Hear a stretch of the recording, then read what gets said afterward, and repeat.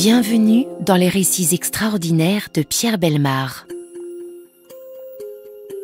Un podcast issu des archives d'Europe 1. Laissez-moi vous raconter aujourd'hui l'histoire de Germaine Huot, dite Germaine d'Anglemont. Une histoire qui a l'air extraite d'un roman feuilleton et qui pourtant est vraie, puisque cette femme a existé et a comparu en mars 1934 devant les jurés de la cour d'assises. Je viens de parler de roman feuilleton, et c'est précisément à un romancier que Germaine Huot doit ce nom de d'Anglemont. Peut-être d'ailleurs cette femme ne fut-elle, n'exista-t-elle, que pour devenir le personnage créé par un écrivain qu'elle rencontra, et peut-être ce geste qu'elle a fait, ce crime qu'elle a commis, n'est-il que la conséquence d'une vie qui commençait comme un roman, devait, inéluctablement, se terminer comme dans un livre.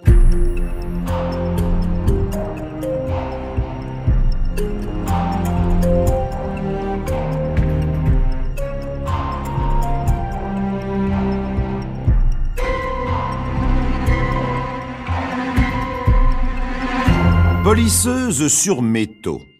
Oui, Amanda Virginie Huot était polisseuse sur métaux et elle s'était établie pour pratiquer ce rude métier d'artisan au numéro 10 de la rue du Pont-aux-Choux à Paris. Son métier, astreignant et dur, n'empêchait pas la jeune femme d'être jolie et elle fut remarquée par un gros négociant en cuivre du boulevard de Belleville qui lui confiait du travail et qui lui demanda bientôt de devenir sa maîtresse. De cette liaison secrète naquit celle qui nous intéresse aujourd'hui, Germaine, qui porta le nom de sa mère, ayant été déclarée de père inconnu. Germaine fut confiée à une institution religieuse dès sa naissance et n'en sortit qu'à sa 13e année. Quittant l'univers feutré et vertueux des bonnes sœurs, Germaine Huot se retrouva dans le monde âpre du populaire quartier du Temple. Pour ceux qui connaissent le Paris de cette époque, le nom du Temple va évoquer des cours pavées, des passages, des réduits obscurs sous des escaliers plusieurs fois centenaires. C'est là que Germaine, laissée à elle-même, vint parfaire son éducation. Son domaine s'étendait jusqu'à l'église Saint-Méry, autour de laquelle subsistait encore, il y a quelques mois, avant que les bulldozers ne passent, un entassement de maisons délabrées, de coupe-gorge, la cour des miracles, en quelque sorte, du plateau Beaubourg. Le quartier commençait à vivre dès que le jour déclinait. Alors sortaient des cours et des hôtels minables, tout un peuple de prostituées de souteneurs, de hors-la-loi, d'apaches, de tricards. On se retrouvait dans des bars aux vitres peintes, d'où s'échappaient, quand une porte s'ouvrait, des notes d'accordéon, des cris de querelles et l'odeur des mauvais vins. Dans les arrière-salles, on taquinait les brèmes, c'est-à-dire, si l'argot ne vous est pas familier, que l'on jouait aux cartes. Ces parties se déroulaient comme la chose la plus importante au monde, avec le couteau, le surin, planté sous la table, prêt à toute éventualité. Ce fut le quartier de Casque d'Or, ce fut aussi celui de Nini. Nini, c'était à cette époque le surnom de la petite Germaine, qui promenait avec effronterie son ravissant visage et sa taille cambrée, au milieu de tous ces mauvais garçons qui furent les premiers compagnons de sa vie. Nini fréquentait à 15 ans le bal des Gravilliers et les musettes de la rue des Vertus qui porte si mal son nom. Elle tournait à l'envers des Javacanailles dans les guinches de la Grande Truanderie et des Étuves Saint-Martin, toutes ces rues au nom poétique dans lesquelles il valait mieux ne pas s'aventurer si l'on était bourgeois. Nini, qui se sentait bien dans les bras des mauvais garçons, ne couchait plus souvent chez sa mère, qui s'en souciait d'ailleurs comme d'une guigne. Et elle finit par louer une chambre au dernier étage d'un hôtel borgne, et, comme elle n'avait à elle qu'une seule chose, ses charmes, elle les vendit bientôt pour vivre. Elle avait 17 ans. Nini exerçait son industrie sur les trottoirs de la rue Brisemiche, la bien nommée, mais quelquefois ses compagnes la trouvaient blottie dans un porche en train de pleurer. Elle s'approchait d'elle pour connaître la raison de son chagrin, pensant à un homme qui l'aurait battue ou quittée. Mais ce n'étaient pas les hommes qui faisaient pleurer Nini. Entre deux sanglots, elle montrait un livre.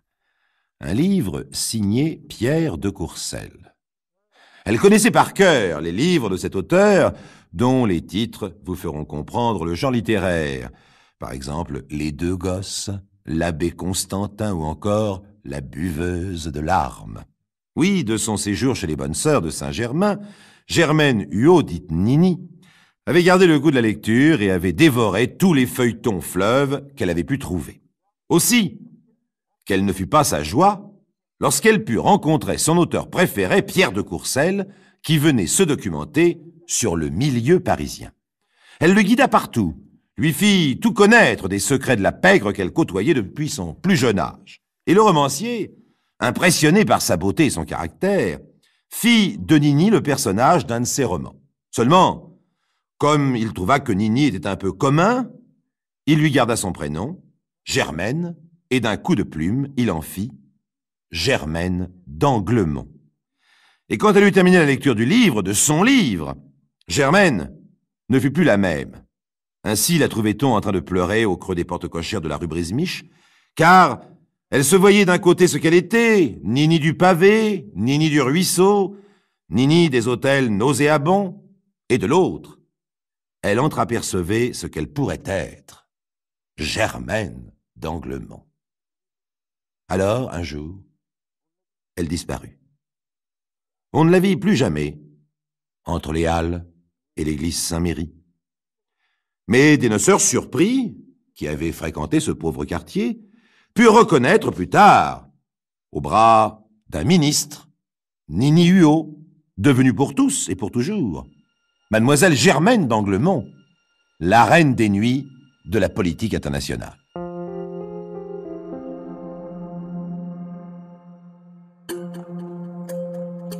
Les récits extraordinaires de Pierre Bellemare, un podcast Europe 1. Germaine Huot, dite Nini, se donna donc pour mission, ayant définitivement rompu avec la prostitution de trottoir, se donna pour mission de devenir vraiment et pour tous et pour toujours cette Germaine d'Anglemont qu'un écrivain rencontré par hasard avait fait d'elle dans un roman. Presque sans transition, elle passa du lit au cadre de fer, au drap rugueux et à l'édredon fleuri de son hôtel des Halles, à une alcôve capitonnée du rez-de-chaussée d'un quartier chic, où un richissime industriel hollandais l'a mis, comme l'on disait, dans ses meubles.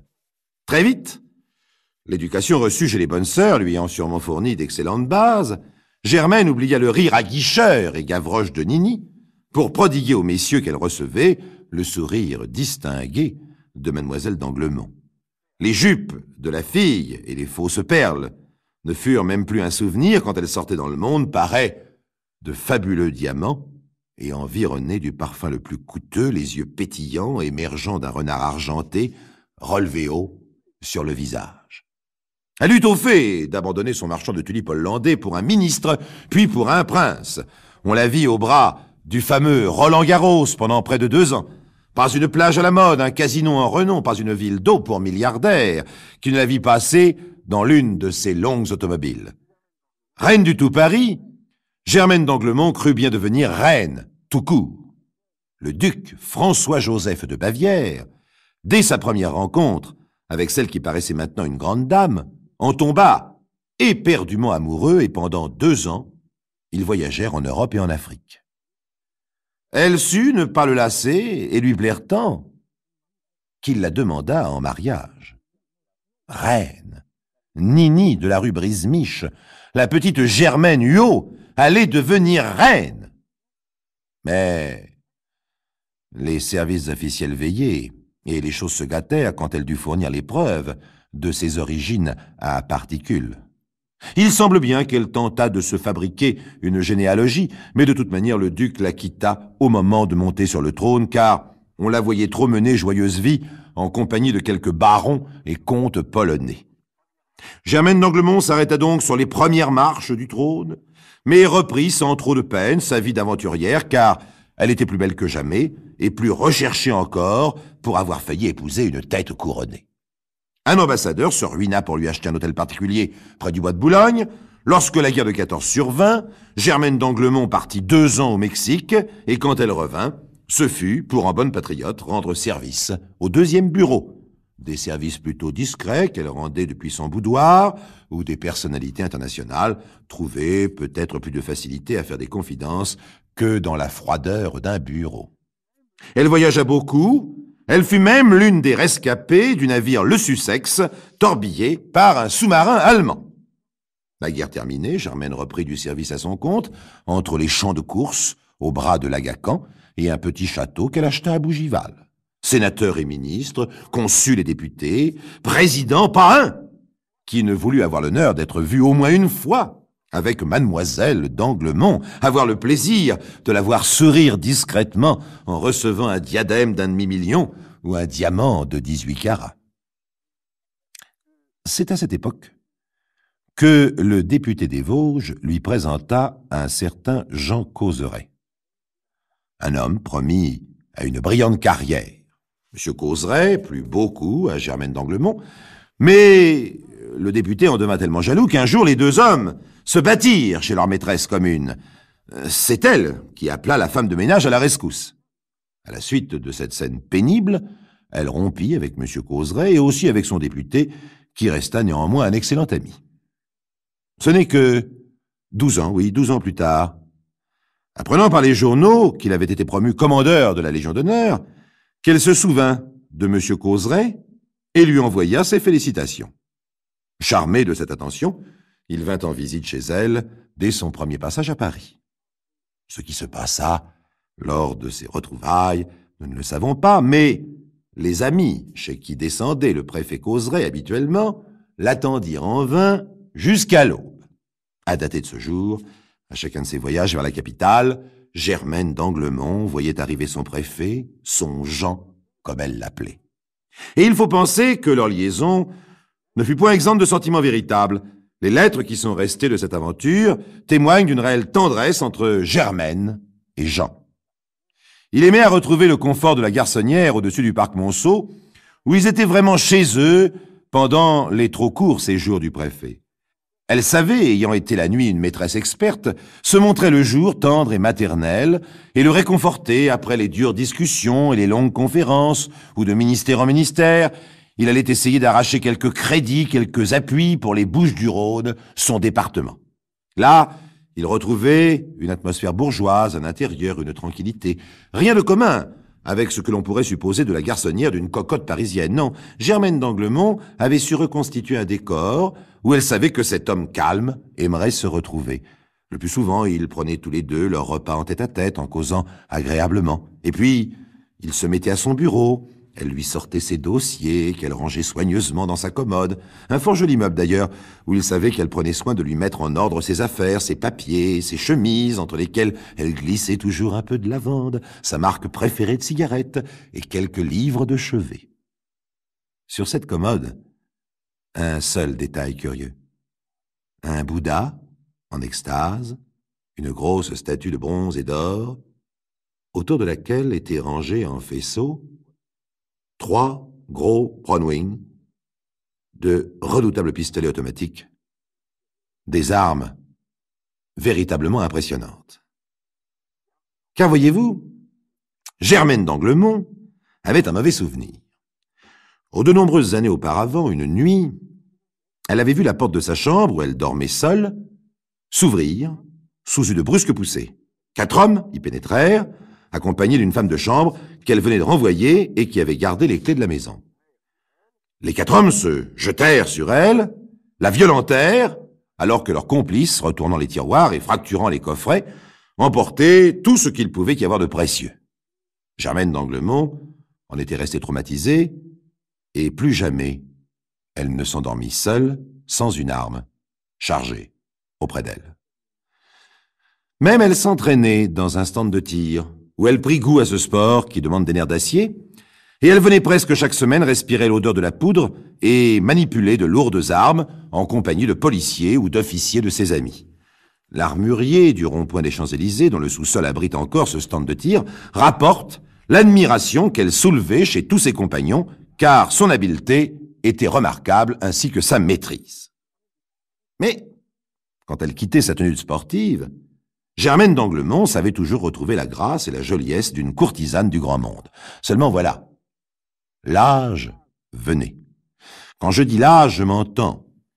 Une femme de 45 ans aujourd'hui est une femme jeune, mais notre histoire se passe autour des années 30, et la femme dont je parle est une courtisane. Autour des années 30, une courtisane de 45 ans, c'est une vampe sur le déclin. Aussi, petit à petit, constate-t-elle que ses richissimes admirateurs se font moins nombreux, moins empressés, et donc moins généreux. Un seul ne l'a jamais déçu. C'est Jean Causeray, son Jean, le préfet des Bouches-du-Rhône. Il est là, à chaque fois que c'est possible, fidèle et régulier dans son affection, mais il n'est pas très riche. C'est donc d'une autre manière qu'elle va tenter d'utiliser cette relation.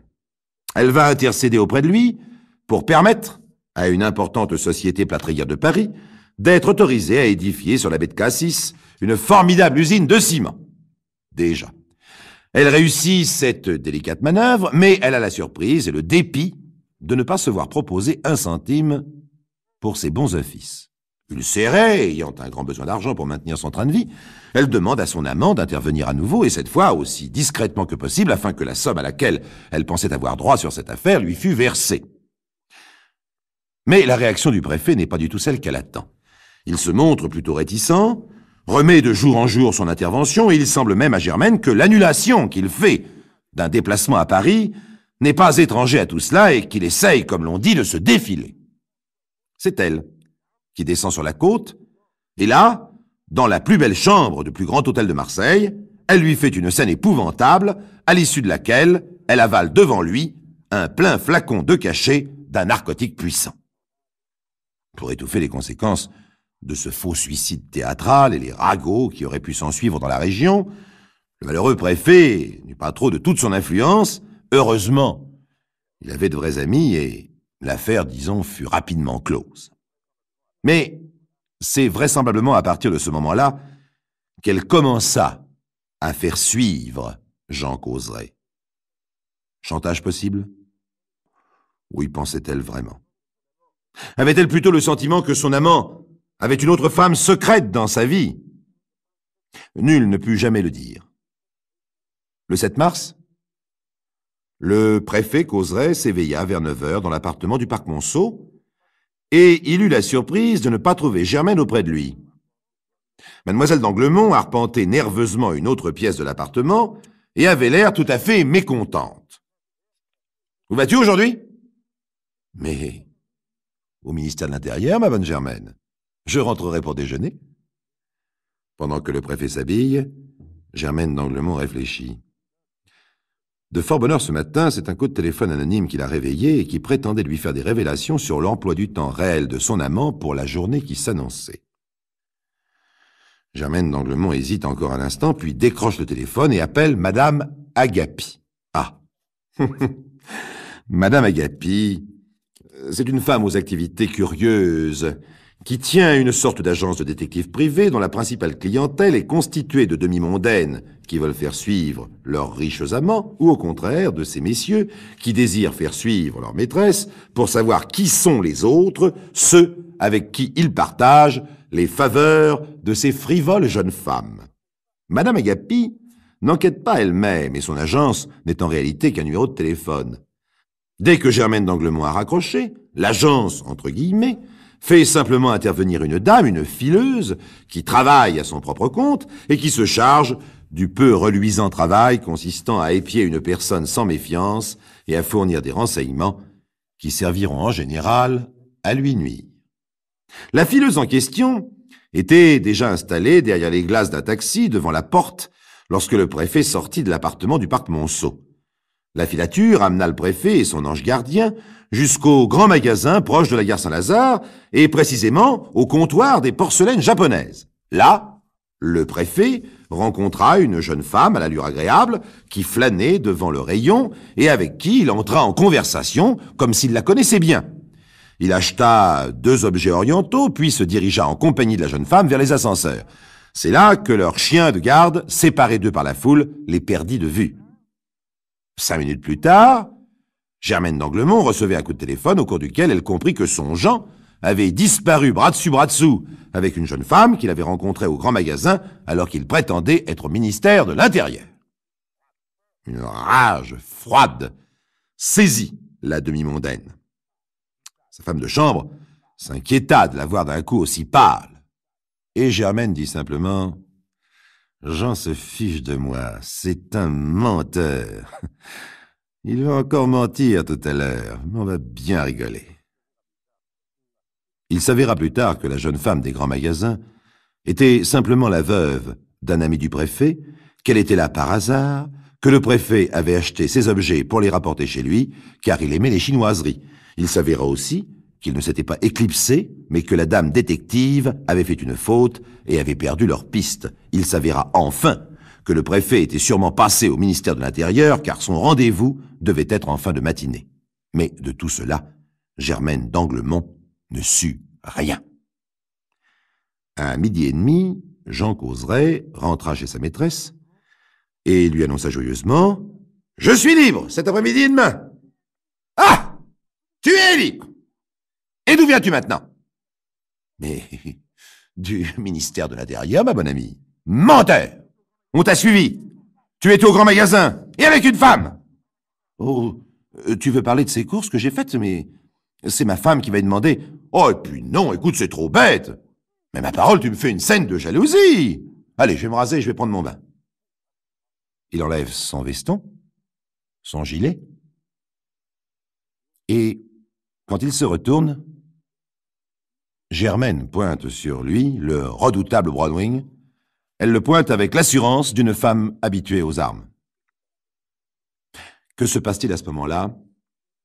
Elle prétendit à son procès qu'elle le menaça simplement en disant « Si tu me mens encore, je saurai me servir de cela. » Et elle ajouta que le coup était parti accidentellement.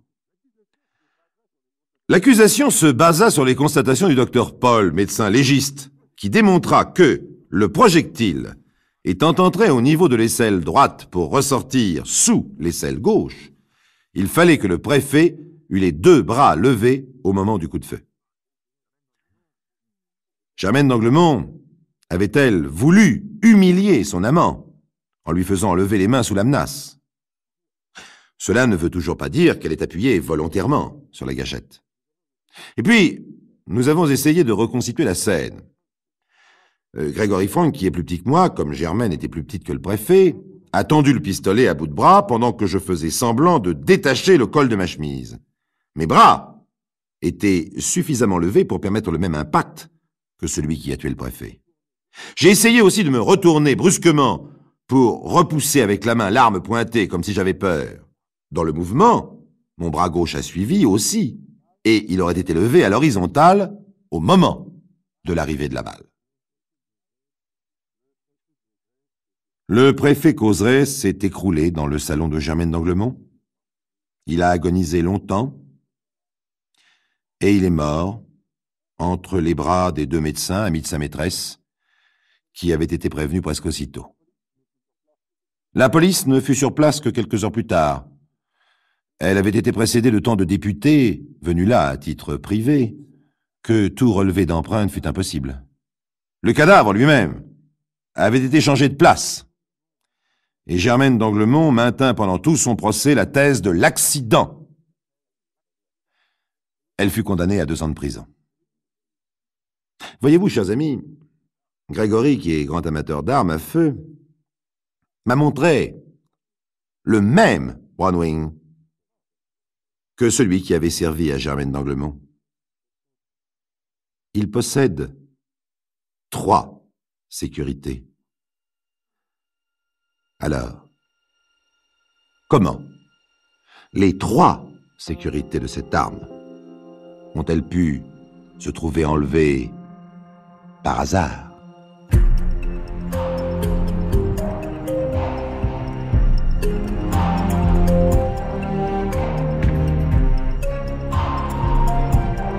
Vous venez d'écouter Les récits extraordinaires de Pierre Bellemare, un podcast issu des archives d'Europe 1. Réalisation et composition musicale, Julien Tarot. Production, Estelle Lafont. Patrimoine sonore, Sylvaine Denis, Laetitia Casanova, Antoine Reclus. Remerciements à Roselyne Bellemare. Les récits extraordinaires sont disponibles sur le site et l'appli Europe 1. Écoutez aussi le prochain épisode en vous abonnant gratuitement sur votre plateforme d'écoute préférée.